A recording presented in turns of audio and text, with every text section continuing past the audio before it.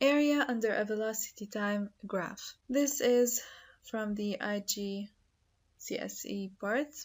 For this matter, we're going to use two graphs that are on page 9 in the book. Graph A. First we have on the x-axis the time and the unit is seconds, and on the y-axis velocity and its unit meters per second. Now let's assume I have a horizontal straight line, and this line represents an object moving at a steady speed, which means it's neither increasing nor decreasing. And the value is 5 meters per second. The time taken to move is 10 seconds. So if we want to calculate the distance, we have two ways. The first one is using the speed triangle. In this case, we can take the equation d equals v times t. According to the example we have in the graph, v equals 5 meters per second and t equals 10 seconds. So 5 times 10 equals 50 meters. A body moves a distance 50 meters in 10 seconds with average velocity 5 meters per second.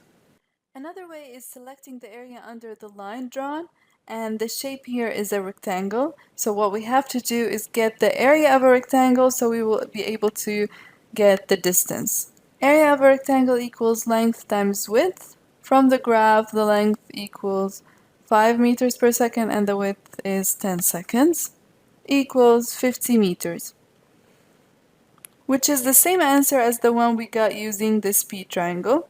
So we conclude that the area under a velocity time graph is equal to the distance traveled by an object in a particular time interval. And instead of distance, we can also use the word displacement of object, and we've already discussed the difference between the two in the distance and displacement video. Now we're going to take another example, graph B, and get the distance traveled by this object represented in the graph. This graph shows that the object is moving at an unsteady speed. It's increasing with time.